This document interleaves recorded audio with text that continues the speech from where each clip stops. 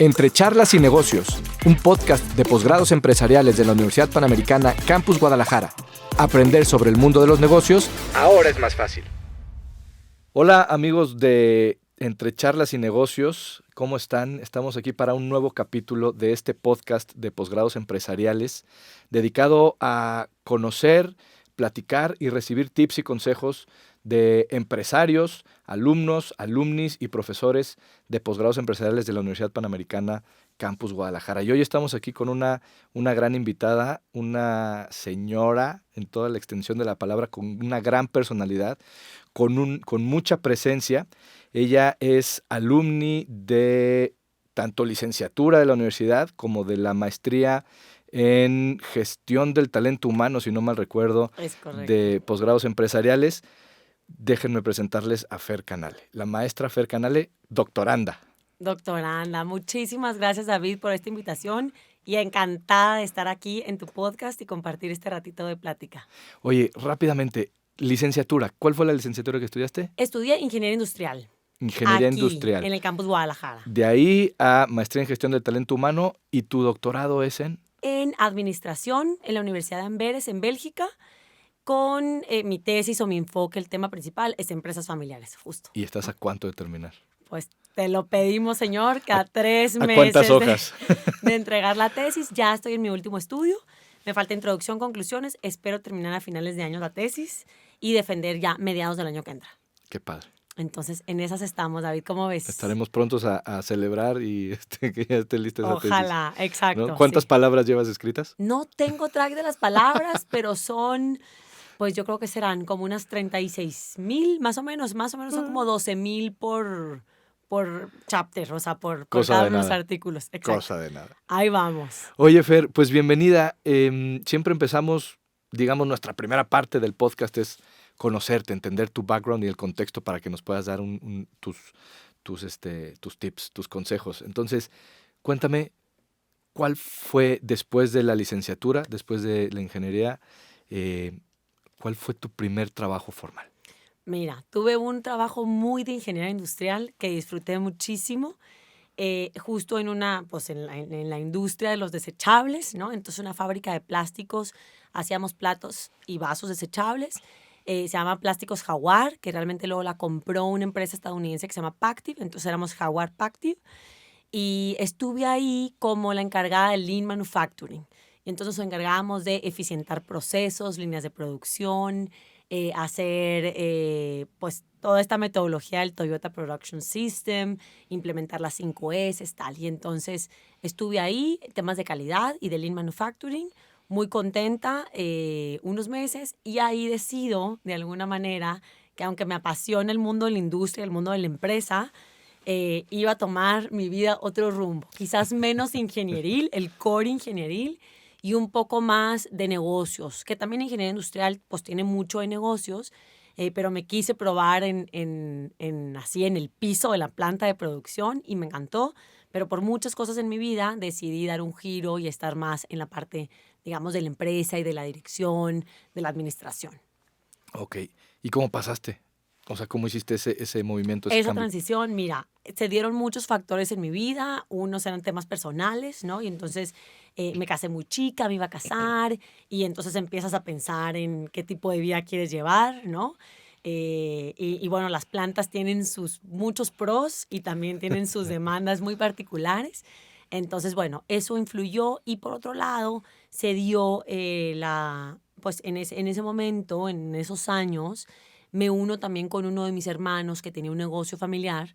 Él se va a estudiar su maestría a Boston, en Estados Unidos, y entonces me quedo a cargo del negocio familiar que estaba en Guadalajara, y pues eso me abre también una puerta a un mundo empresarial distinto, ¿no? Ok. Más desde la dirección, más desde la toma de decisiones, manejo de presupuestos, ventas, etcétera, que también pues me apasiona y decido irme por este camino. Oye, qué padre. Oye, a ver, de ese primer trabajo en Jaguar Pactiv, Ajá. ¿qué aprendiste ahí, recién egresada? Sí, ¿no? sí, ¿Qué aprendiste todavía. que todavía hoy, dices, esto es ley para mí en mis funciones, en mi trabajo, en mi vida diaria? Algo que te haya enseñado esa primera experiencia profesional que todavía hoy en día pongas en práctica. Sí, a ver, la verdad es que me llevo múltiples aprendizajes de mis meses ahí. Yo creo que una que también se conjuga con mi personalidad es que soy un poco obsesionada con los procesos y justo estaba en eficiencias de procesos, ¿no? Y yo creo que eso me ha servido también en la empresa, me ha servido conjugar la práctica profesional con la vida personal, etcétera. Y entonces el tema de sistematizar procesos, optimizarlos, institucionalizarlos, que de alguna manera lo que ahora hago como consultora y como mentora en empresas familiares, en los procesos de las empresas familiares, pues lo hacía en los procesos productivos, ¿no? Cómo los institucionalizamos, cómo hacemos que sean de la manera más eficiente, más eficaz también, que implique el menor conflicto o insumo de recursos, lo que sea, ¿no? O sea, al final este tema de productividad que se puede entender de distintas maneras. Yo creo que principalmente me llevo eso y luego el trabajar con equipos multidisciplinares, Ok. porque hacíamos estas dinámicas de eficientar, pues con personas de recursos humanos, con personas de la planta, con los de finanzas, con los de contabilidad, porque es parte de la metodología que se seguía. Y entonces, pues entiendes que cada quien trae un sesgo cognitivo, personal, de edad distinto y que hay que conjugar esas diferencias para sacar un outcome que sea mejor que la suma de estas individualidades. Oye, pues aprendiste Y muchas aprendí cosas. muchas cosas, sí. Oye, lo acabas de decir, o hace rato lo mencionabas, y ¿podrías explicarnos la diferencia entre eficiencia y eficacia? A ver, sí, eficiencia, no me quiero poner tan teórica, ¿no? Pero eficiencia hace relación al manejo de los recursos, ¿no? A la productividad. Es decir, eficiencia podríamos decir que es hacer bien las cosas, hacer los mismos outcomes con menos inputs o más outputs con los mismos inputs. Esta relación Ujú. entre outputs y inputs o recursos y resultados. Y la eficacia es básicamente lograr los objetivos de la organización. Y entonces creo que las empresas necesitan ambas para ser exitosas, ¿no? Por un lado, ser muy eficientes, muy productivas, y por otro lado, realmente trabajar en aquellas cosas que den los mejores resultados para la organización. Muchísimas gracias. Nombre de nada. Oye, y de la parte de hacerte cargo del negocio de la empresa familiar, ¿qué es lo que te queda todavía? Mira, ahí aprendí muchísimo era una empresa de servicios, ¿no? Entonces aprendí mucho de venta, de clientes y luego el pues manejar todas las cosas que se presentan con los clientes inconformes, clientes que se saltan las reglas, procesos que no se siguen, las contingencias que se presentan con los empleados, ¿no? Con las Ujú. personas que colaboran en la organización. Y yo creo que con eso me quedo, sobre todo el ser muy abierta a escuchar al cliente y luego poder dar una solución satisfactoria. Claro, No necesariamente la que exige o la que pide, porque a veces no es el core del negocio, sí, claro.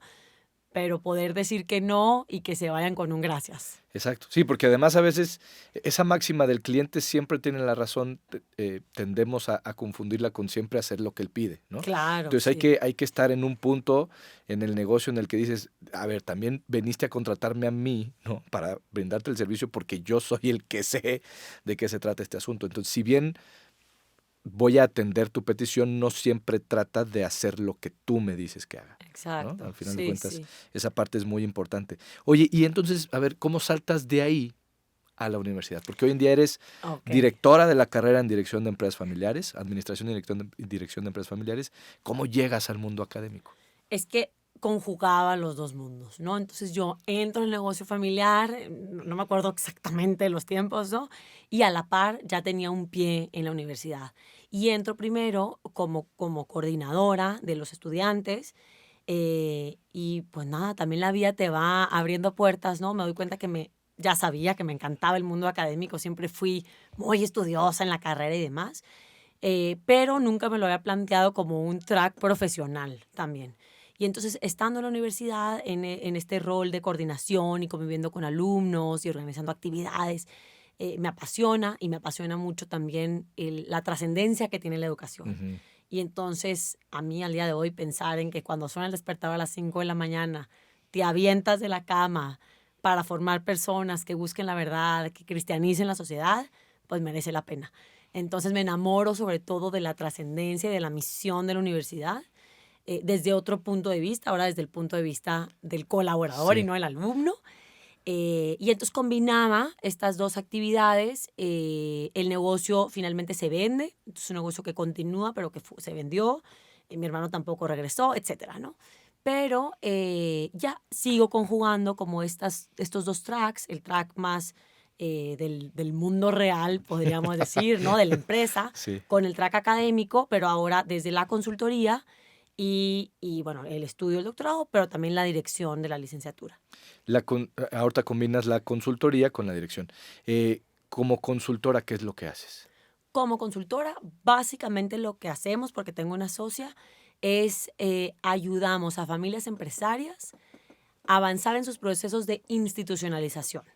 Okay. Y entonces es ir marcando reglas claras para las relaciones entre la familia, la empresa y la propiedad, marcar los límites, qué cosas competen a cada uno de los sistemas, digamos, individual, y qué cosas sí están interrelacionadas y hay que establecer ciertas reglas, ayudar a ir profesionalizando estas relaciones con la idea de que la dinámica o la armonía entre estos sistemas sea mejor y que también se pueda suceder a través de las generaciones. Okay. Ya que entramos en el Ya tema entramos. así fuerte, ¿qué es una empresa familiar o cómo se diferencia la empresa familiar de lo que conocemos como empresa corporativa? Por ejemplo? Ok, es una súper buena pregunta.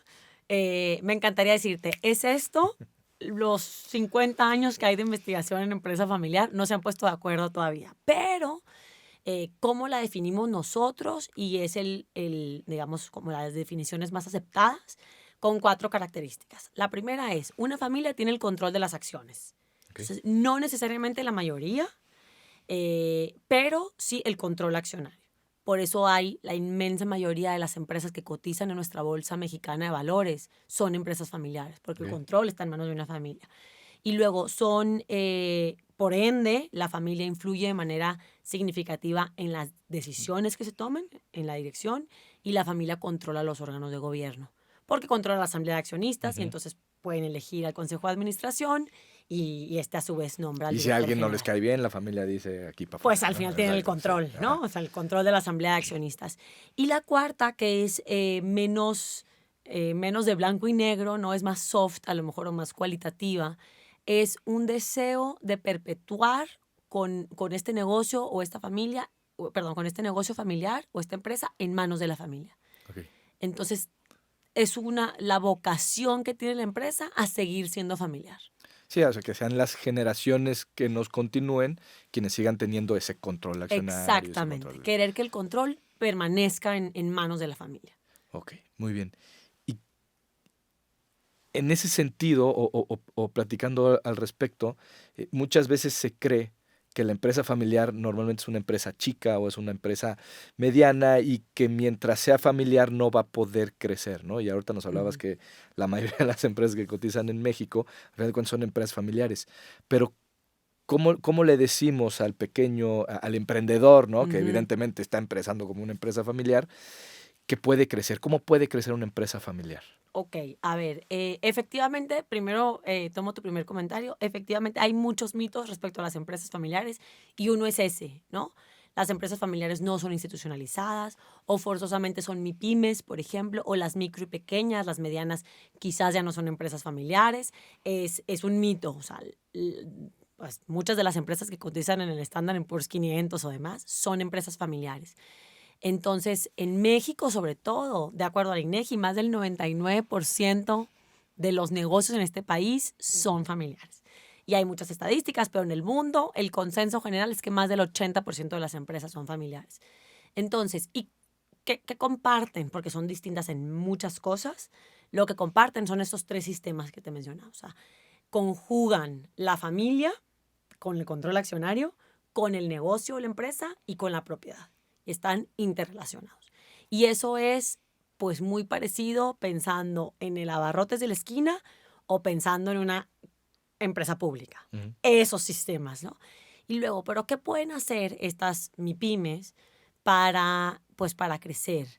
Una de los tracks, porque pueden hacer lo mismo que cualquier otra empresa pequeña, independientemente de su carácter familiar, pero lo que podrían hacer siendo familia es, voy a tratar de así resumirlo, pero explotar todos los pros que les da ser miembros de una familia, es decir, el que la tirada puede ser mucho más a largo plazo y se pueden hacer sacrificios en el corto plazo, pueden aprovechar que hay una diversidad entre los miembros de la familia, de talentos, de edad, de generación que pueden sumar. Tienen dentro de la familia gente más capaz para la innovación, por su edad o por su contexto, gente más capaz para poner reglas claras, para la administración. Pueden aprovechar que las relaciones son mucho más estrechas, que todos ven por el bien y el largo plazo de la empresa. Entonces, eso lo pueden aprovechar y uno de los caminos como más claros para cualquier empresa familiar poder crecer y proyectarse en el futuro es la institucionalización. Es esto, ¿no? Tener muy clara la diferencia de los roles, de las relaciones entre los sistemas y las reglas con las que actúan. Los roles. Qué bonito, ¿no? Porque luego es como es el hijo el hijo del papá, ¿no? Como decía Sí. el meme, ¿no? El hijo del dueño, pues cree que tiene más, más derechos o más capacidad de tomar decisiones que otros, ¿no? Y mientras el hijo del dueño tenga su rol y sepa entender que su rol a lo mejor ahorita es como gerente comercial, ahí es donde están tus decisiones, tú no puedes opinar acá arriba, ¿no? Es de los retos más grandes, David.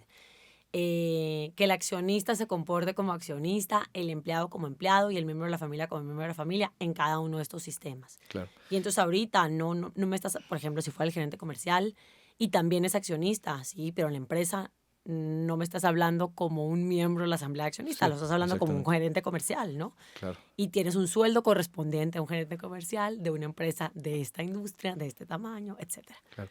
Oye, bueno, a lo mejor ya dijimos uno, pero ¿cuáles, como consultora, cuáles son los conflictos más recurrentes que te encuentras cuando en este paso o en esta asesoría a una empresa familiar? El primero, esta confusión de roles. Se da muchísimo, ¿no? Sobre todo cuando no se entiende. Es decir, no, es que yo nunca trabajé en la empresa familiar, pero mi papá o mi mamá me daba un sueldo de la empresa. Y entonces, cuando falta ese papá o esa mamá, pues a lo mejor la empresa no está dispuesta a dar un sueldo a alguien que no trabaja ahí, Ujú. porque el sueldo se le da a los empleados.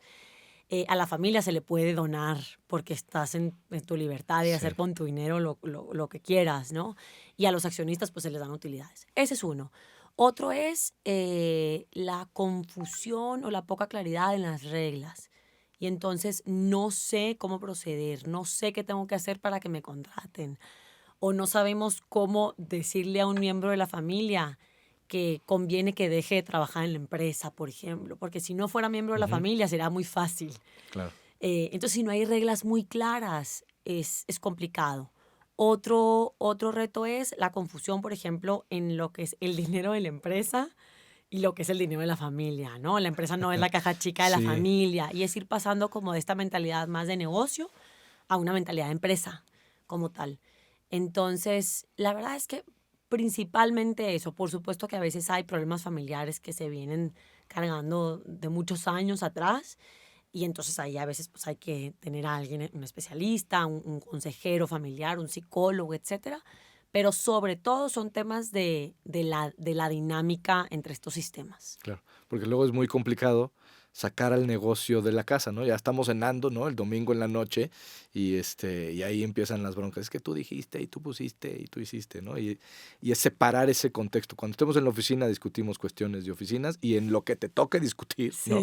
Sí. Y otra cosa es cuando estamos de vacaciones o en la cena del sábado, en la comida familiar, etcétera, ¿no? Sí, y es que es casi imposible porque somos los mismos. O sea, es difícil decir, ok, me quito esta cachucha y me pongo la siguiente, porque pues eres la misma persona, ¿no? Pero bueno, he visto gente que hasta en la oficina al papá no le dice papá y le dice el Sí, nombre, ¿no? sí. Alberto, lo que sea, como para tratarlo como otro de los Don colaboradores, Alberto. don Alberto, lo que sea. No necesariamente tiene que ser así, pero hay ciertos medios Sí, que pueden códigos. ayudar para aclarar estas Claro. confusiones. Y ahorita que decías también de esta parte de entender si conviene o no conviene que estés en el rol del negocio, ¿no? También pensar en lo difícil que puede ser para un externo tanto entrar a competir, ¿no? Es decir, la parte de la contratación, como Ujú. estar dentro de la empresa y decir, bueno, pues es que yo estoy compitiendo con el hijo, el nieto o el sobrino, ¿no? Entonces nunca voy a llegar a ser director porque compito contra personas que están dentro de la empresa familiar, perdón. Qué tan complicado también es gestionar al resto del equipo que no pertenece a la familia. Sí, es muy complicado. Y entonces este proceso de institucionalización, cuando las reglas están muy claras, ayuda también para atraer y retener talento externo a la familia, que todas las empresas lo necesitan, Claro. ¿no?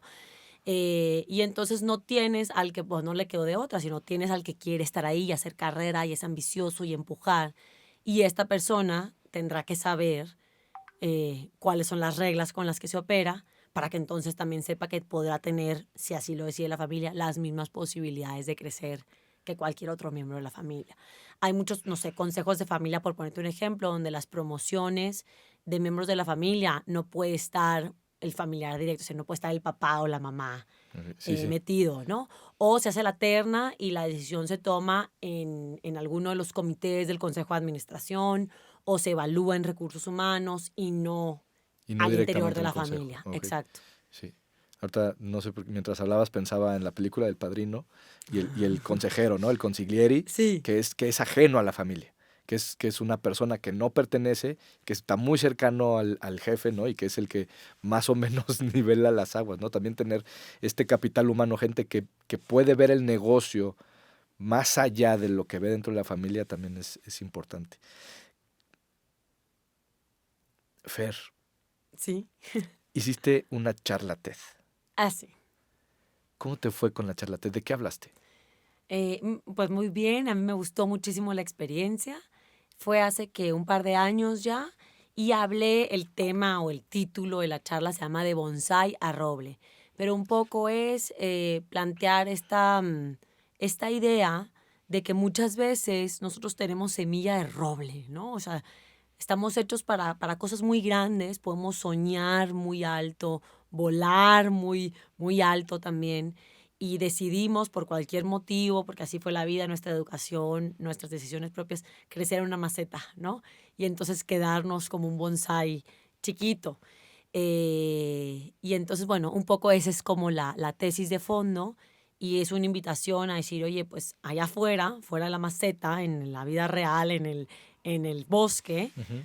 pues hay muchos retos para que un roble pueda crecer, pero al final, pues un roble que logra crecer da sombra, da vida, da oxígeno, da juego para los niños que están ahí, ¿no? Que a lo mejor cuelgas un columpio o algo. Y quizás el bonsai, que es muy lindo, pues te sirve para decoración y no mucho más. Entonces, pues es esta como una reflexión personal de decir, oye, yo realmente qué quiero para mi vida. La encontramos en TEDx Universidad Panamericana. En TEDx Universidad Panamericana, en YouTube, Fernanda Canale aparece, o de Bonsai a Roble aparece. Yo creo que, claro, tengo un sesgo, ¿no? Pero yo creo que es una reflexión que puede valer la pena. Claro, oye, y aprovechando el tema y la pregunta de TED, que lo cambié muy abruptamente, pero este es con lo que vamos a cerrar un poquito la entrevista, es ¿cómo le haces, Fer? Porque te admiro mucho. ¿Cómo le haces Gracias. para combinar consultoría, administración, bueno, más bien dirección de la carrera y ser madre, ¿no? O sea, ser una extraordinaria madre de familia. Híjole, no sé si diría extraordinaria, pero estamos en la Bueno, lucha, así David, lo vemos porque desde tú afuera, Fer. también, Así lo tú vemos desde también. afuera. Lo veo y a veces me lo preguntan, yo creo que también por ser mujer me lo preguntan quizás un poco más. Pero luego yo veo alrededor, te veo a ti, veo a otros y digo, pues como todos, ¿no? Un día a la vez. Pero a ver, como algo concreto, pensando en que a la audiencia algo le puede servir, yo creo que uno de los consejos que daría a lo mejor es trabajar en equipo.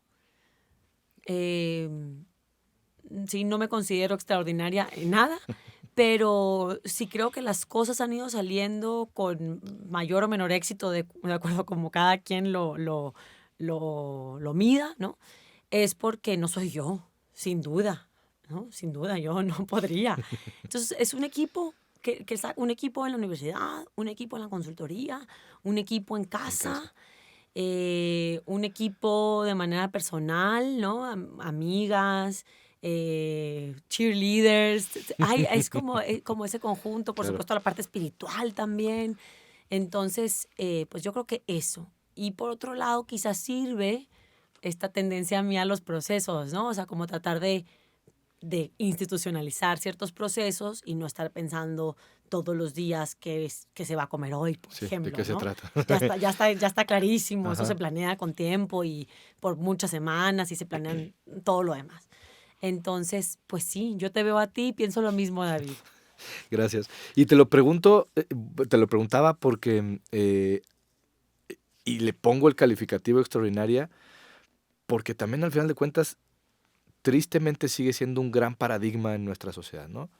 O trabajas o te dedicas a la familia, pero ambos va a estar muy difícil. Y ciertamente, como bien lo decías, evidentemente enfocamos mucho más eso cuando es mujer, Ujú. ¿no? Entonces te agradezco mucho tu respuesta, me gusta muchísimo la parte de los equipos, ¿no? Porque al final de cuentas necesitamos gente que nos ayude y lo decías muy bien, no solamente en el trabajo, ¿no? Porque en el trabajo puedes delegar, pero si en tu casa no tienes con quién delegar o con quién apoyarte, y también me gustaba muchísimo las amigas y los cheerleaders, o sea, porque ves, hay gente que necesitas que solamente sea el que te esté echando porras, ¿no? Para ver que vas bien, ¿no? No sé si te pasa, pero a veces, bueno, a mí me pasa, ¿no? Pero te entra el síndrome del impostor, Ajá. ¿no? Un día se van a dar cuenta que no, mis hijos se van a dar cuenta que Sí, no sé ser mamá, no sé, en la universidad se van a dar cuenta que no sé. Y yo creo que en esos momentos la gente que te quiere, a pesar de los pesares, te hace ver te que está echando no, o porras, sea, que claro. de verdad, pues sí, ahí vas, en la lucha como todo mundo. Muy bien. Oye, Sí, Fer, pues muchísimas gracias. Qué charla tan interesante, tan a gusto que estuvimos aquí. muy a gusto. Gracias por tu tiempo. ¿Dónde te encontramos para la consultoría? ¿Quieres compartirnos alguna red social? A lo mejor, no sé, Twitter, donde des consejos, donde des algún comentario. Bueno, muchísimas gracias a ti por la invitación, también lo disfruté mucho. ¿Dónde me encuentran? Pues mi correo, no sé, es fdefernandacanale@up, universidadpanamericana.edu.mx. Y redes sociales uso LinkedIn sobre todo y me encuentran como Fernanda Canale. Muy bien, Fer. Así, muy fácil. Pues muchísimas gracias por tu tiempo. Y a ustedes, amigos, muchas gracias también por su tiempo, por dedicarle otra media hora a escucharnos a este podcast de Entre Charlas y Negocios, un podcast de posgrados empresariales dedicado a darles consejos, tips y una buena plática y una buena charla sobre cómo llevar nuestros negocios a dar el paso siguiente. Acuérdense que nos encuentran en Twitter, en Facebook, LinkedIn, hasta TikTok tenemos ya, Posgrados Empresariales UPGDL. Nos estamos escuchando en el siguiente programa. Hasta luego. Muchas Gracias, Fer. gracias.